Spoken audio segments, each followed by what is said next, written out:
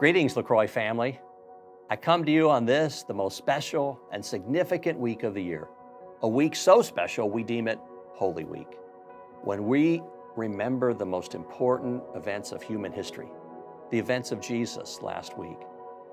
Holy Week, of course, culminates with Good Friday and Easter. Jesus' death and resurrection not only redeemed humanity from the curse of sin and death, but have forever changed what we value and consider praiseworthy.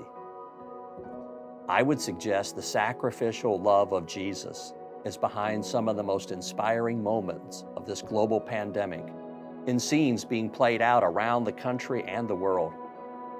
For instance, a new tradition has begun in New York City.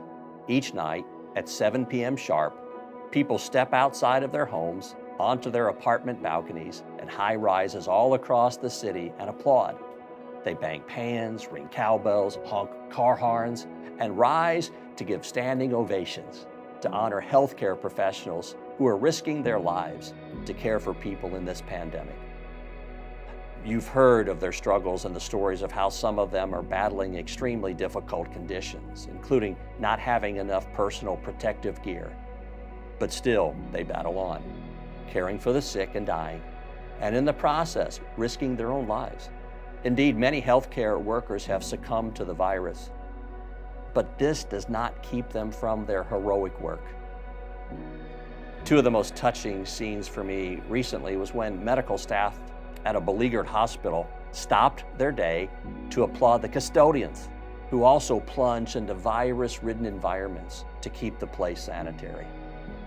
On The Tonight Show last week, Jimmy Fallon showed a video of a nurse walking to work at a hospital that's at the center of the pandemic in New York City. It wasn't 7 p.m., but people in the neighborhood noticed and spontaneously gave her a standing ovation. What is it that spurs us on to show this kind of appreciation? I would suggest people are applauding sacrificial love and servanthood. Jesus said, "Greater love has no one than this, that a man lay down his life for his friends." Those on the front lines of this pandemic are risking their own health and safety to care for us, for hurting humanity. Whether they realize it or not, they are living out the example of Jesus, who gave his life that others might live.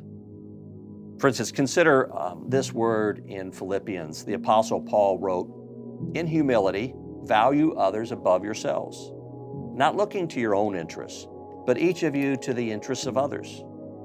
In your relationships with one another, have the same mindset as Christ Jesus, who, being in very nature God, did not consider equality with God something to be used to his own advantage. Rather, he made himself nothing by taking the very nature of a servant, being made in human likeness.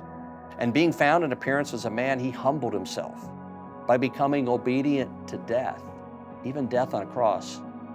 Therefore, God exalted him to the highest place and gave him the name that is above every name." As we celebrate Holy Week, how is it that you can show sacrificial love to others? How can you, in the words of the Apostle Paul, value others above yourselves? I might suggest you could begin by showing gratitude to those in our own community who are on the front lines. Thank those working at the grocery stores, the sanitation crews, and our wonderful medical community. Let's outdo each other in showing honor to others. Jesus' death on our behalf has forever changed our world. So it's only right that we pause and take time this week to remember his love shown towards us, a love that is transforming the world.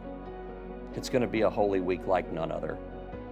I encourage you to spend some time in the Word this week, perhaps focusing on the four Gospels and their telling of the story of Jesus' final week.